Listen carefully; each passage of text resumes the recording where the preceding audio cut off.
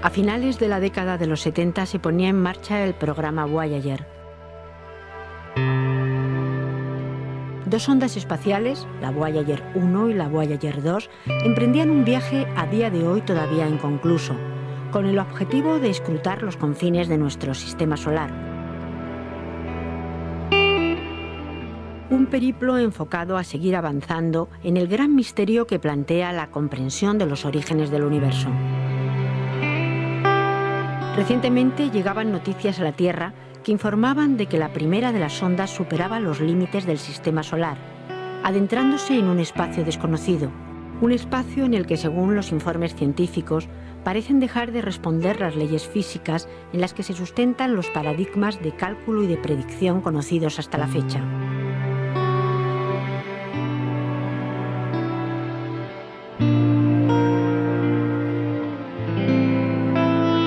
Es en este punto justo cuando se desvanecen las certezas y la ciencia se desviste de su pretendida infalibilidad, cuando nos damos cuenta de que los interrogantes que se plantea la física convergen con los de la filosofía, cuando súbitamente nos enfrentamos a las cuestiones primeras, a la pregunta nodriza. No es de extrañar, por tanto, que los primeros filósofos sentaran a través de sus conjeturas las bases de la ciencia tal y como la conocemos hoy día. De la misma manera que los mejores científicos a lo largo de la historia han sido precisamente aquellos cuyos descubrimientos se han gestado entre las ascuas de las mismas inquietudes que motivaron el nacimiento de la filosofía. Arquímedes nos abrió las puertas del cálculo integral y de la hidrostática. Euclides estableció los principios elementales de la geometría. Heráclides postuló que la Tierra gira sobre su propio eje. Aristarco descubrió que los planetas giran, a su vez, alrededor del Sol, y a Pitágoras le debemos, entre otros muchos aportes, su célebre teorema. Durante más de 3 décadas, la Voyager 1 nos ha ido facilitando información acerca de la topografía de un sistema solar, por el que hace más de 2000 años, aunque cueste creerlo, ya transitaron la imaginación y el genio de unos cosmonautas que jamás llegaron a despegar sus pies de la Tierra. Uno de los hitos de esta particular y arcaica carrera espacial lo marcó Platón al concebir una de las obras más trascendentales del pensamiento occidental, un diálogo conocido como Timeo.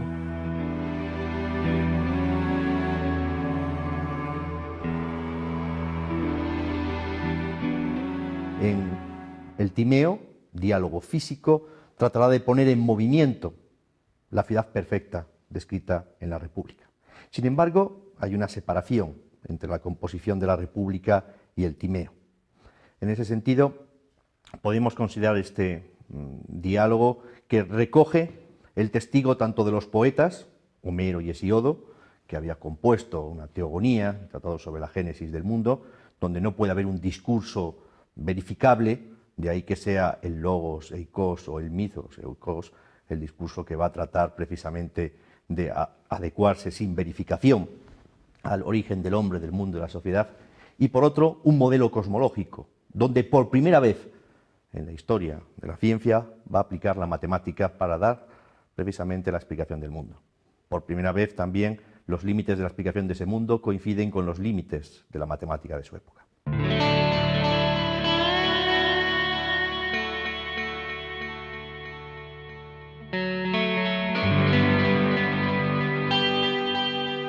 Se calcula que este diálogo fue escrito entre el 358 y el 356 a.C., de manera que podría ser considerado como uno de sus diálogos de vejez.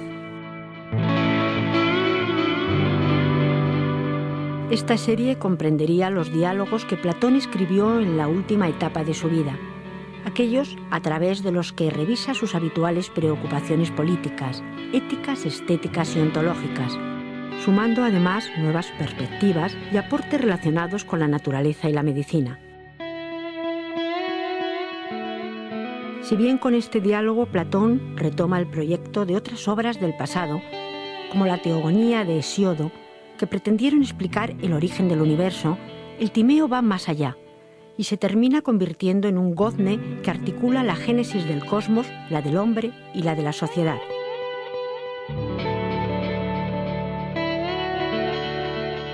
Aquí va a elaborar un mito. El mito va a ser el del demiurgo. El del demiurgo, un término ya un poco usado en la época de Platón, pero que hace referencia, por un lado, al artesano, luego formarían parte de la tercera clase de la ciudad, de la politeia, de la república, y por otra parte a los magistrados, que es lo que significa también demiurgos, luego a la primera clase de la ciudad ideal platónica, aquel que debe persuadir por medio de la palabra y elaborar constituciones en las colonias. Luego la referencia la encontramos en este demiurgos, que es el padre, luego hay una genealogía también, un discurso genealógico, y el artífice de este universo. Ahora bien, descubrir al padre y hacedor de este universo es tarea compleja, pero expresárselo y comunicarlo a todos lo es mucho más, o estaría casi imposible, señora Platón. No obstante, puede llegar a sorprender que este diálogo se plantee como continuación de uno anterior, La República, en el que Platón reflexiona acerca de la ciudad ideal. Este texto sería reflejo sin duda de la preocupación del filósofo generada por la condena a muerte de Sócrates, el hombre más justo de su tiempo, por parte de la democracia ateniense. E anche immaginando che io corrompa la gioventù, come spieghi che questi giovani, oggi cresciuti, non siano qui a rimproverarmelo? Loro stessi, o almeno i loro padri o i loro fratelli. Vedo Critone padre di Critobulo, Adimante padre di Platone, Lausania padre di Antistene e altri ancora. Perché non si scagliano contro di me? Perché non li hai chiamati a sostenere la tua accusa? Dici che corrompo la gioventù, incitando a non credere agli dei della città per seguire altre credenze. Pretendi che i miei dei non siano quelli della città o intendi dire che non credo a nessun Dio? Affermo che non credi a nessun Dio. A differenza degli altri uomini, non crederei dunque che la luna e il sole sono degli dei. Per Zeus, cittadini, egli non crede. Afferma che il sole è una pietra e che la luna è simile alla terra. Ma, mio povero Meleto, purtroppo tu mi confondi con Anassagora. La pregunta sigue enclavándose en un contexto de respuesta a la muerte de Sócrates. ¿Por qué la democracia ateniense condena a muerte al hombre más justo de su tiempo? Pero para conocerse y llegar precisamente a constituir una polis es preciso el conocimiento físico. De ahí que podemos hablar de una especie de fisiología política. El relato de ayer, y ese símbolo del ausente, y el resumen que establece al comienzo, que va a verificar el relato que posteriormente Critias desarrolla, el paralelismo entre una Atenas antigua, la que ganó a la Atlántida, frente a la Atenas de la guerra del Peloponeso.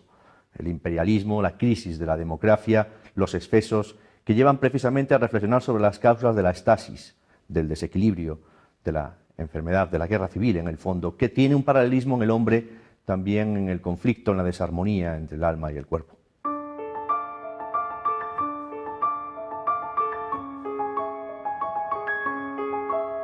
Para explicar la génesis del mundo, la del hombre y la de la sociedad, Platón se inspira en la figura del demiurgo, un artesano que, tomando como modelo las formas inteligibles, es decir, las ideas, produce las imágenes que serían los objetos sensibles. En la cima de estas formas inteligibles estaría la idea del bien, idea en la que se fundamentarían todas las cosas. El demiurgo no sería sino el intermediario entre el mundo de las formas inteligibles, es decir, las ideas, y el de las cosas sensibles. Este demiurgo sería esencialmente bueno, una bondad gracias a la que originalmente condujo todo lo que se movía de forma caótica del desorden al orden. Después de su trabajo de ordenación, el demiurgo se retira. Luego el hombre está solo. No tiene a los dioses que estén presentes. La única vía de acceso va a ser la matemática. Y Platón va a utilizar una correspondencia en el alma del mundo para que tiene una estructura matemática, la unión de lo mismo, lo otro y el ser, para forjar una estructura matemática con intervalos aritméticos, musicales, y a cada elemento de la tradición empedoclea, fuego, aire, agua y tierra, asigna un poliedro. El tetraedro, el octaedro, el icosaedro y el cubo, resultando el cosmos, el mundo, la figura del dodecaedro, la figura perfecta como la esfera autárquica.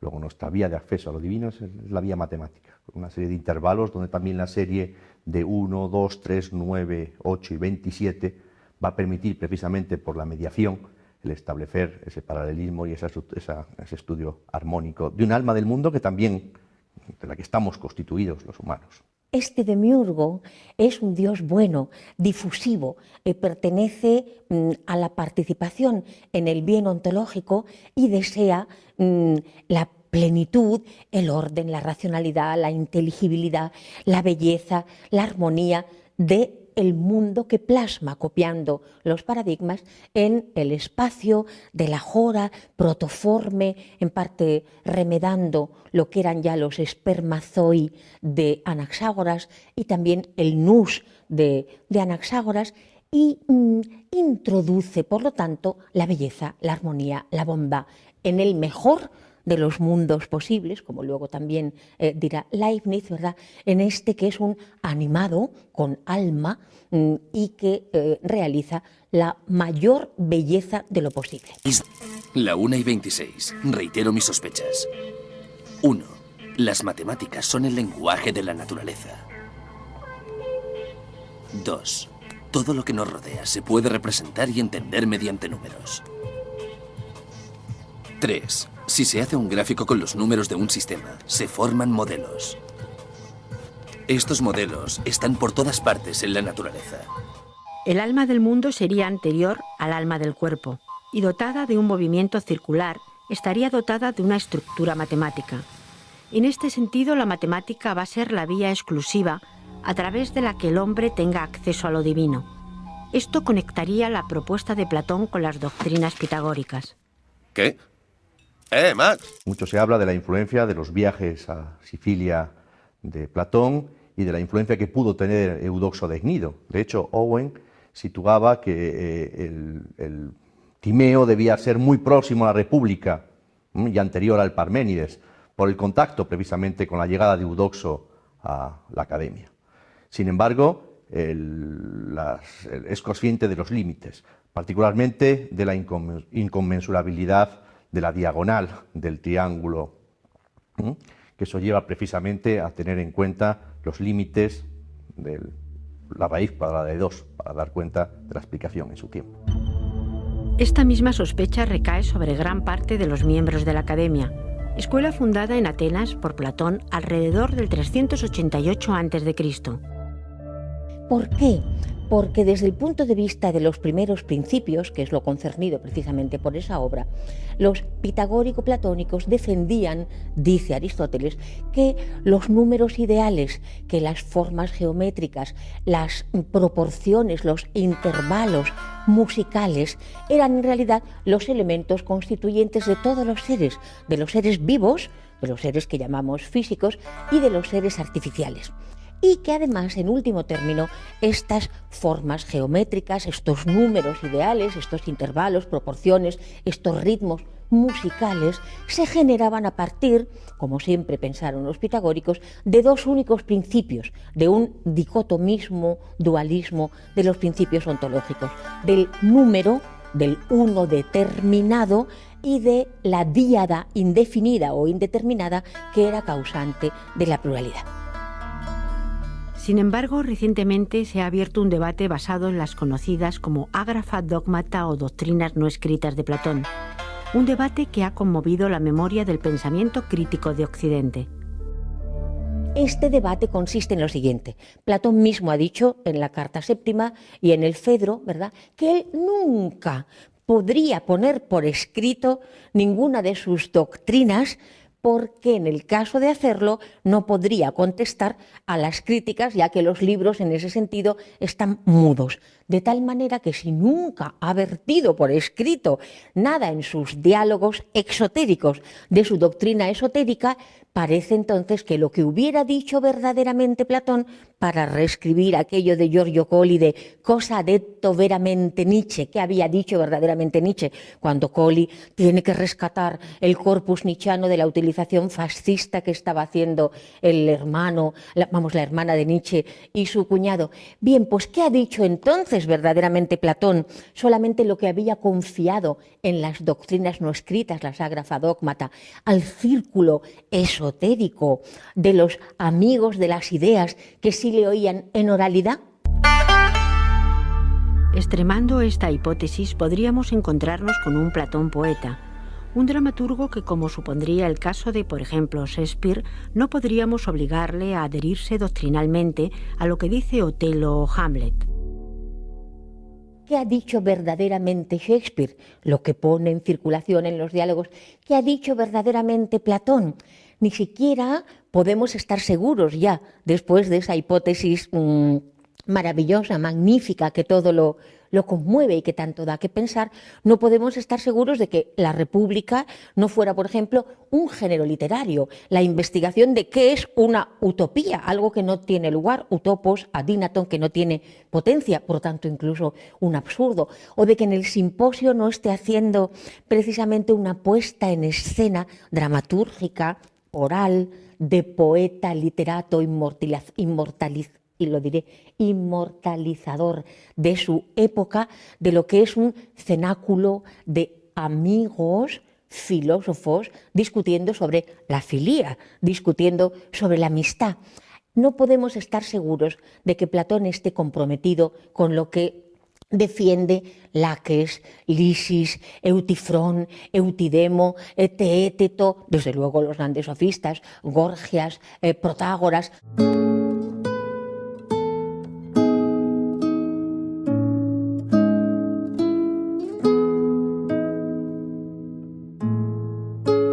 En este contexto de debates, de nuevas lecturas y aproximaciones al texto original, se enmarca la reciente publicación de la edición bilingüe del Timeo de José María Zamora, edición que cuenta con notas y anexos del canadiense Luc Brisson.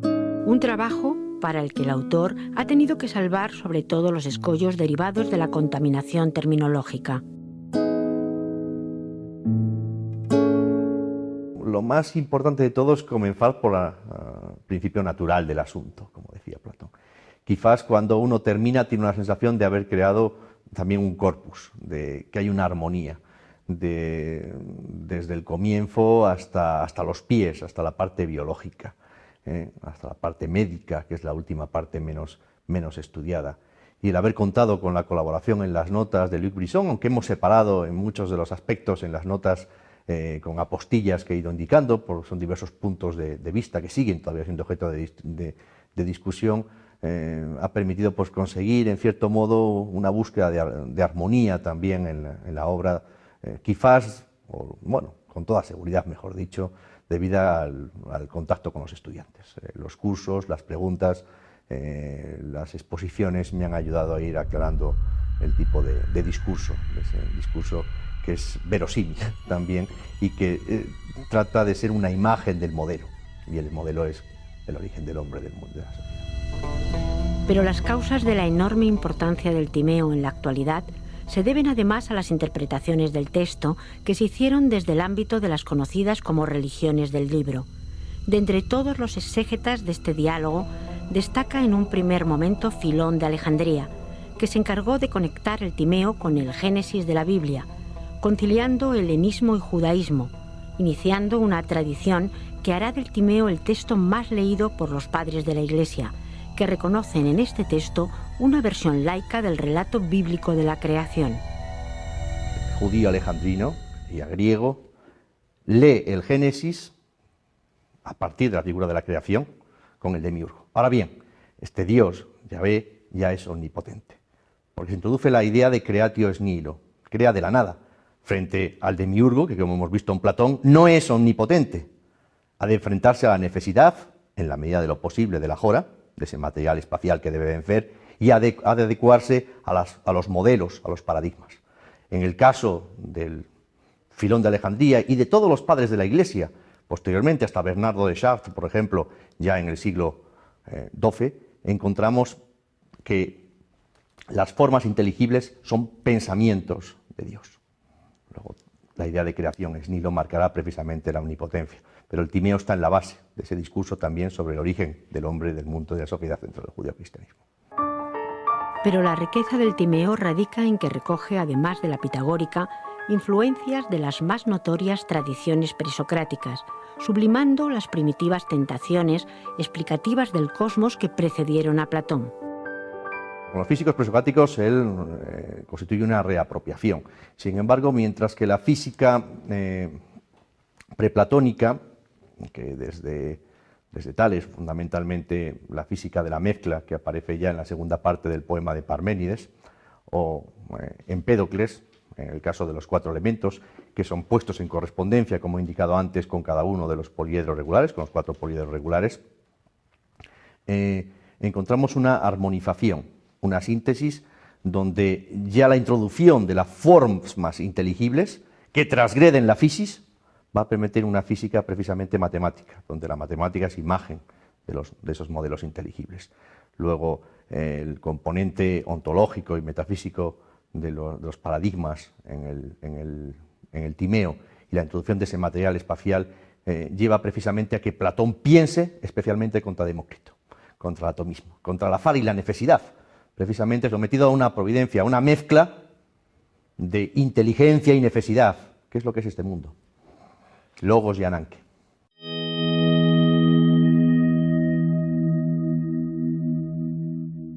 El terreno de la astronomía no permaneció ajeno a las propuestas del Timeo, y durante siglos este texto ha llegado a sugerir modelos de explicación y ordenamiento planetario vigentes hasta bien entrada la modernidad. Probablemente en la propia academia tenían algo semejante a una esfera armilar, con la Tierra en el centro y los diversos planetas girando alrededor en esferas concéntricas, esta búsqueda de la perfección. Y un debate muy pertinente, que he hablado antes de 4 elementos, que son los de Empédocles, va a ser el problema de la quinta esencia, el quinto cuerpo. Un debate que se debe precisamente a la introducción de Aristóteles en el Decaelo, de si es preciso, de qué materia están hechos los astros. En el mundo supralunar, que siguen movimientos circulares y perfectos. No es posible que estén hechos de lo mismo que los seres del mundo sublunar que sufren generación y corrupción. Y Aristóteles propone el éter. Pues bien, todos los platónicos posteriores, basándose en el Timeo, dirán que no es preciso acudir a una quinta esencia, que el material de lo que están hechos los cuerpos celestes es el fuego.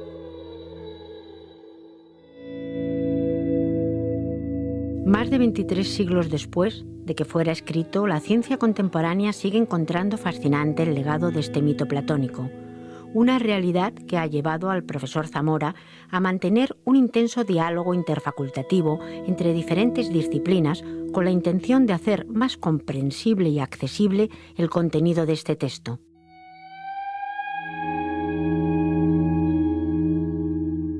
Hay varias fuentes. Por una, quizás una de ellas ha sido la ciencia actual. Heisenberg, por ejemplo, hijo de filólogo, leyó en griego este texto y los físicos actuales también, y los químicos como Prigogine, han recurrido al Timeo para también dar una explicación del origen del hombre, del mundo y de la sociedad. Porque se crea un modelo, y hay modelos de comprensión del cosmos. La propia teoría del Big Bang constituye un modelo explicativo sobre el origen del cosmos, donde los agujeros negros son puntos concentrados. El modelo del demiurgo constituye un esquema artesanal, ya no el de la gran explosión. Y desde luego que las referencias a Platón son constantes en la forma de tratar en la física actual y las formas de dialogar desde la perspectiva científica actual.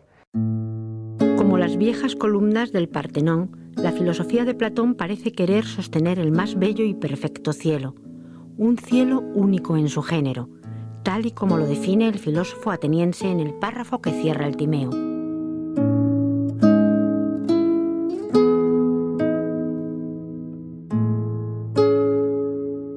Lo cierto es que los debates establecidos a través de los años se sucederán en el futuro, si bien en el centro incombustible de los mismos permanecerán para siempre las palabras de Platón, alimentando el alma del hombre desde la más profunda comprensión del alma del mundo. seguimos siendo griegos en el exilio. Y desde luego, si la escuela platónica de Atenas se cierra en el 529 con Justiniano y luego pervive, y la filosofía regresa por Harán, por Persia, por Córdoba, por Salerno, debemos concebir que en las bases de nuestra construcción de Europa está el pensamiento griego y en su fondo resuenan la muerte de Sócrates en la democracia ateniense. Desde ese punto de vista, la filosofía, que nuevamente vuelve a estar en peligro cada vez que los neofascistas o los neofranquistas en este caso llegan al poder, lo primero que quieren es que desaparezcan los filósofos de escena para que todo el mundo pueda ser más fácilmente zombie aterrorizado y los chicos, los jóvenes y las jóvenes no se eduquen en pensamiento crítico. Estos estarían muy incómodos con una edición crítica del Timeo de Platón en la que saber que es un mito libera para otros mundos posibles, para otras combinatorias siempre racionales y vuelve a cumplir aquello tan hermoso del versículo, del aforismo órfico en el que Dionisos niño, cuando se mira al espejo, el espejo es uno de sus juguetes, ¿verdad?, lo que ve es el mundo.